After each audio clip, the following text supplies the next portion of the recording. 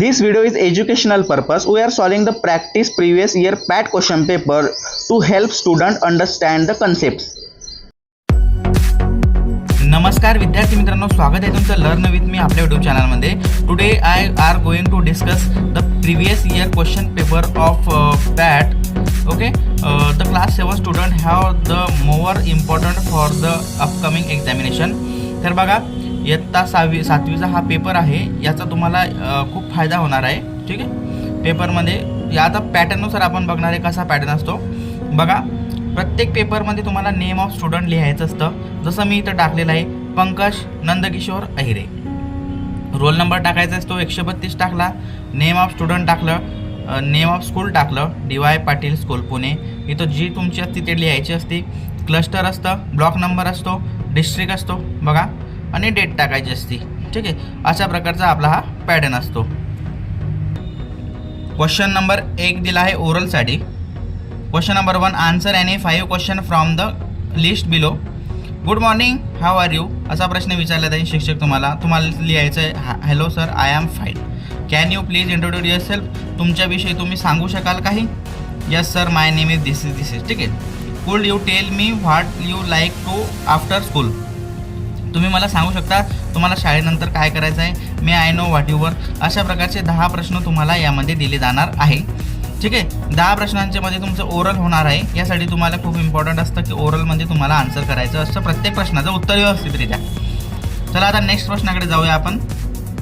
तसे हे 10 क्वेश्चन तुम्हाला पाठ करून घ्यायचे आहे, याचा तुम्हाला खूप फायदा होणार आहे.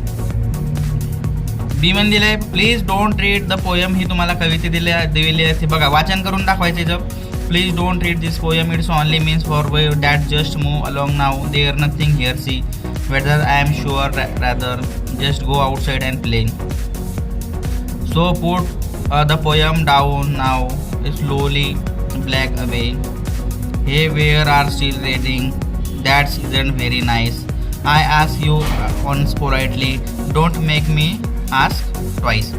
अशा प्रकारची ही कविता आहे. हिचं संपूर्ण वाचन तुम्हाला करायचं आहे.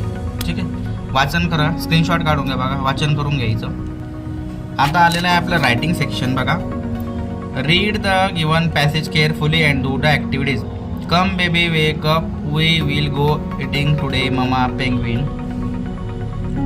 पॅरेग्राफ तुम्हाला व्यवस्थितरित्या याचं वाचन करायचं आहे. वाचा, या वाचायला. Mama began explain she वॅक.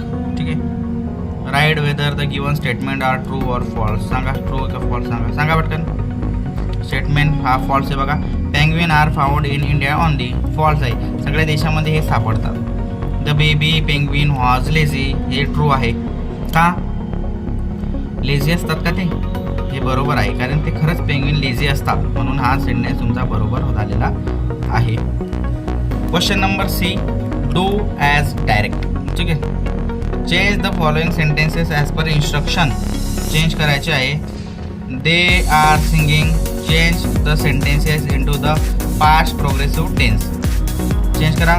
They were singing, हे झालं तुमचं, हे झालं तुमचं चेंज, हे झालं तुमचं चेंज. दुसरं चेंज करा. I had eaten a mango. Change sentence into the present perfect tense. ग्रॅमरचा प्रश्न आहे, प्रेझेंट परफेक्ट टेन्समध्ये चेंज करायचं आहे. बघा, दुसरा चेंज केला मी. काय, I have eaten a mango, मी आंबा खाल्ला. थर्ड आहे, man claim he hasn't slept. Man claim he hasn't slept 15 year ago. बघा, हे पण तुमचं झालं क्लिअर. प्रश्न क्रमांक 6 झालेला आहे तुमचा क्लिअर. बघा, IMP प्रश्न आहे. अपकमिंग जे पेपर्स होणार आहे त्याच्यात महत्त्वाचे प्रश्न ठरणार आहे. तुम्हाला याच्या माध्यमातून अभ्यास करायचा आहे. प्रश्न क्रमांक A, complete the following. When the child says no, nothing, it's beginning shaptram. When the adult something wrong, mistakes. जेव्हा adult something wrong, जेव्हा मोठे लोक काही चूक करतात त्याला मिस्टेक्स म्हणतात. Choose operative or message from the alternative. The correct choice. There are double standard between the child and an adult. बघा काय, there are double standard between the children and adults. B, choose an appreciative them or or message from alternative. काय लिहिलं बघा. The poem shows how child arrange the parents demands are fulfil कशी होईल, demand fulfil कशी होईल याबद्दल सांगितलेलं आहे. नवीन क्वेश्चनकडे जाऊया. बी बघा. Match the activities of man and baby penguin. Column A दिला आहे, कॉलम बी दिला आहे बघा. बेबी वॉज लेझी, याची जोडी इथं तुम्हाला एक आलेली आहे. दॅट ही हॅड गोड आउट, माना रिमेन्स, याची ही आलेली आहे. एकमेकाला कनेक्ट करायचे. बेबी रिफ्यूजचं सेविंग का आलेलं आहे बघा. हे तुम्हाला पूर्णपणे क्लिक करायचं आहे. 4 जोड्या आहे बघा, अशा प्रकारे लावायचं आहे. ठीक आहे, नेक्स्ट क्वेश्चनकडे जाऊया. नेक्स्ट क्वेश्चन बघा. The poem show how same behaviour differently done by child. The poem shows parents child. Write the 2 pairs of rhyming words. Rhyming words म्हणजे यमकयुक्त जोडणारे शब्द आहे, त्याच्या 2 पेअर्स तुम्हाला लिहायच्या असतात बघा. Day play, care share, bright light, kind mind, happy snappy, good mood, tree free, star fair बघा. Happy snappy, bright light, day play, care share, kind mind, good mood, star far. हे यमकयुक्त शब्द म्हणतात. काय म्हणतात यमक, मराठीमध्ये यमकयुक्त शब्द याला म्हणतात यमकयुक्त. हे तुम्हाला प्रत्येक पेपरमध्ये विचारलेच असतात, वेगवेगळे विचारले जाईल बघा. हे उच्चार सारखा असतो बघा. Day play, bright light, happy snappy. हे कुठून आले, कवितेमधनं आलेले असतात. कवितेच्या लास्टच्या ओळीमध्ये हे लपलेले असतात बघा. फर्स्ट तुम्हाला एक याची ट्रिक सांगतो. पहिल्या ओळीमध्ये जर हे लिहिलं तर दुसरी ओळ सोडून 3rd ओळीमध्ये त्यांचा राईम असतो. जसं डे जर फर्स्ट ओळीमध्ये आहे तर एक ओळ सोडून त्याचा प्ले एक खाली येणारच आहे. अशा प्रकारे तुम्हाला सॉल्व्ह करायचं आहे. नवीन प्रश्न बघा. Question number 7. Read the following word picture and do as directed. Write 1 word related the classroom. क्लासरूमच्या रिलेटेड एक शब्द लिहिणं तुम्हाला classroom related. Write 1 word related technology. Technology related शब्द आहे कम्प्युटर. कम्प्युटर लिहा, मोबाईल लिहा, फोन लिहा, टेलिफोन लिहा, लॅपटॉप लिहा. म्हणजे टेक्नॉलॉजी संदर्भात आली पाहिजे कोणती मशीन. ठीक. Write the opposite of the word offline. विरुद्ध ऑपोजिट वर्ड म्हणजे पहिले ऑपोजिट वर्ड म्हणजे समजून घ्या. ऑपोजिट म्हणजे विरुद्धाचे शब्द, ऑपोजिट वर्ड म्हणजे online. D. Complete the following word chain. Teacher, student, book. Indirect object student. D. Complete the following word chain noun by using our own words. Chain complete करायची तसं बघा. Classroom, music, class, sweet, textile, boards. अशा प्रकारे तुम्हाला complete करायचं. हे समजलं का तुम्हाला. सीमध्ये काय दिलं. Right the opposite word offline. Offline आहे ना तर मग त्याचं ऑपोजिट काय ऑनलाईन येणार भाऊ. हां ऑफलाईन तुम्ही म्हणत नाही ऑफलाईन गेम खेळा, ऑनलाईन गेम खेळा. ऑनलाईन म्हणजे नेट चालू करून ऑनलाईन, नेट बंद करून ऑफलाईन गेम. कम्प्युटर कोणता पण लिहू शकता. इथं तुम्ही कम्प्युटर वगैरे AC वगैरे AC नाही कम्प्युटर ज्या मोबाईल रिलेटेड गोष्टी. ठीक आहे. इलेक्ट्रिक वस्तू आपण म्हणतो AC, फ्रीज वगैरे टेक्नॉलॉजी रिलेटेड फ्रीज पण टेक्नॉलॉजीमध्ये येऊ शकतो. त्यानंतर बाकी सगळं तुम्ही लिहू शकता. हे काय लर्न टेक्नॉलॉजी रिलेटेड आहे. पिक्चरमध्ये पिक्चर रिलेटेड दिलेलं असतं. तेव्हा नेक्स्ट क्वेश्चनकडे बघा. Read the classroom instruction and transfer the into the do and don'ts format. खालील तुम्हाला वाचायचं आहे. डू हे का डोंट्समध्ये टाकायचं असतं. डू म्हणजे करणे, डोंट्स म्हणजे नाही करणे बघा. Rice your hand before speaking. Rice your hand म्हणजे बोलण्याच्या अगोदर पहिले हात वर करा. तुम्ही मला का शिक्षक सर एखाद्याला उत्तर येत असलं तुम्ही हात वर करता बघा. हात वर करणे. Don't shout inter others. Don't damage school property.